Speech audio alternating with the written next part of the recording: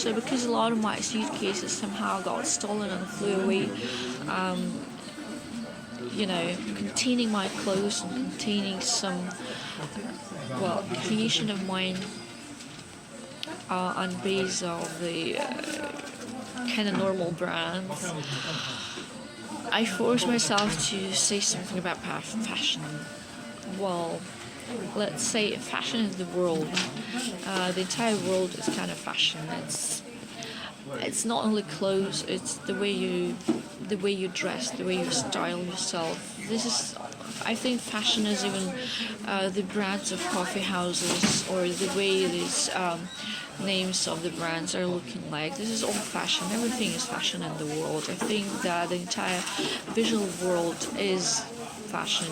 So we are living in the world of fashion, period. This is what we see, and this is all can be called fashion.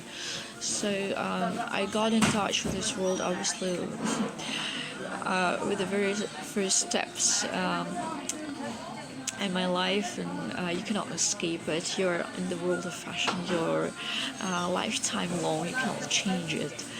And everything which is somehow important, everything you see is literally a part of fashion. So starting with Matrix and the way they're looking like, and going to Sex and the City and all these films, they're nurtured by fashion. If there are zero fashion designers behind these films would never be the same successful as they are. And as a matter of fact, in terms of giving and changing, these films will never create the new reality based on the looks of this film. So I think that fashion is created firstly a lot of times in reality, but then you see this reality changed in kind of on a screen, and then the screen reality is getting back to you in the real world, and you're having the outcome of this screen reality in your life. So this is how Harry Potter was firstly a book and then a film, and then all of a sudden you have the fashion of Harry Potter literally on your body, because you can buy it as a piece of clothes, which is a fantastical thing, fantastical step in achievement. But then you see that fashion is a lot of times creation of a book or fantasy in a film and then a reality. But the same goes the other way around.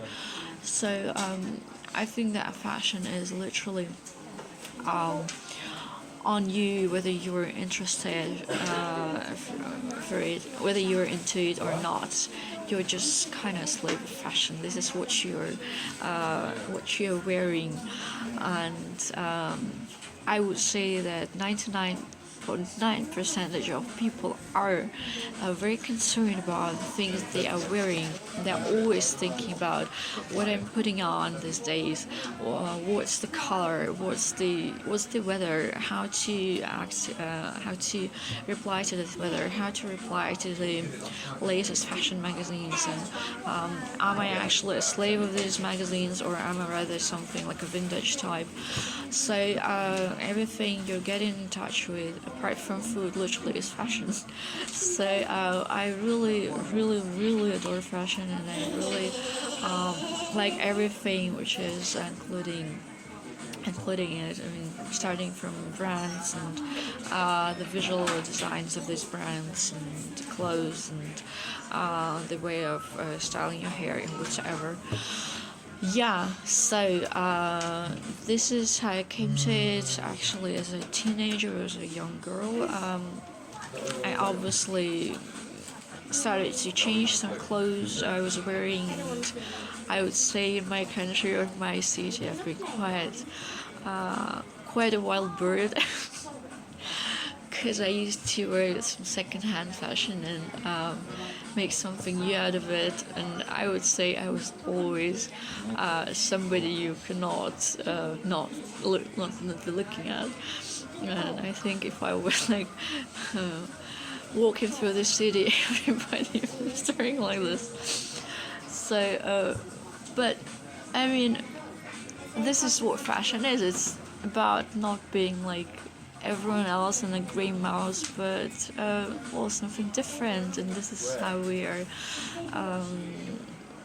you know, how we are different as people, and how we are showing our character, and how we are showing who we are, and we are showing through our fashion even how healthy we are, and this is how I was kind of answering to the grey society I grew up in, because this grey society was some kind of fashion by communism, which is a horrible thing, and I've been kind of looking quite colorful and quite revolutionary, I would say.